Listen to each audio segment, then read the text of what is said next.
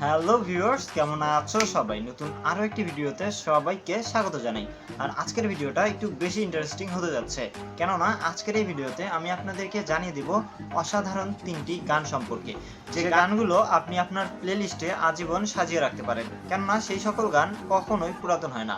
আজকের এই ভিডিওতে এমন তিনটি গান সম্পর্কে আপনাদেরকে বলবো যে গানগুলো আপনি সবসময় আপনার প্লেলিস্টে সাজিয়ে রাখতে পারেন এবং সেই গানগুলো কখনোই আপনার বিরক্তির কারণ হবে না, অর্থাৎ আপনি যে কোনো মুহূর্তে যদি গানগুলো শোনেন অবশ্যই আপনার ভালো লাগবে। তো চলুন আর কথা না বাড়িয়ে চমৎকার কিছু গান সম্পর্কে জানা যাক।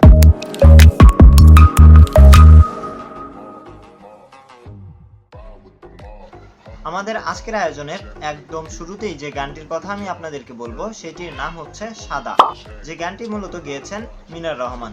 মিনার রহমান কতটা চমৎকার গায়ক সেটা কিন্তু আমরা সকলেই জানি, কেননা আমরা সকলেই কম বেশি কিন্তু তার ভিডিওগুলো, তার গানগুলো শুনে থাকি। আর আজকের আয়োজনের দ্বিতীয় নম্বরে যে গানটি রয়েছে সেটির নাম হচ্ছে সরি দীপান্বিতা, যে গানটি আপলোড করা হয়েছে আজ থেকে প্রায় 10 বছর আগে, কিন্তু এখনো মানুষ তাকে অসম্ভব ভালোবাসে। গানটি মূলত সরি দীপান্বিতা নাটকের টাইটেল সং, যেটি আজীবন মানুষের মনে গেঁথে থাকবে। সো আপনি এই গানটি অবশ্যই আপনার প্লেলিস্টে রাখতে পারেন, কারণ গানটি কিন্তু চমৎকার একটি গান। আমাদের আজকের আয়োজনের 3 নম্বরে যে গানটির কথা বলবো সেটি হচ্ছে দূরে কোথাও আছি বসে, গানটি গেয়েছেন তৌসিফ। আর এই গানটি ইউটিউবে আপনি সার্চ করলে দেখতে পারবেন আজ থেকে 7 বছর আগের একটি গান, কিন্তু এখনো মানুষ এটাকে অসম্ভব ভালোবাসে, কেননা গানের কথাগুলো এবং সেই সাথে গানের যে সুরটা একদম মনে গেঁথে যাওয়ার মতো। সো এই সকল গানগুলো কিন্তু আপনি অবশ্যই আপনার প্লেলিস্টে সাজিয়ে রাখতে পারেন, কেননা এই সকল গান অবশ্যই সকলেরই পছন্দের, আর সেই সাথে আপনার মন ভালো করার জন্য এই সকল গানগুলো যথেষ্ট।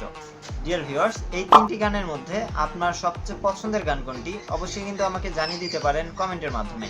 এছাড়াও আপনারা কেমন ভিডিও দেখতে চান, কার ভিডিও দেখতে চান, অবশ্যই কিন্তু আমাদের কমিউনিটি ট্যাবে গিয়ে ভোট দিয়ে জানিয়ে দিতে পারেন, অথবা আমাদের এই ভিডিওর নিচে কমেন্ট বক্সে কমেন্ট করেও জানিয়ে দিতে পারেন। সো কথা হবে অন্য কোনো দিন অন্য কোনো ভিডিওতে। সে পর্যন্ত ভালো থাকুন, সুস্থ থাকুন, আমাদের সাথেই থাকুন।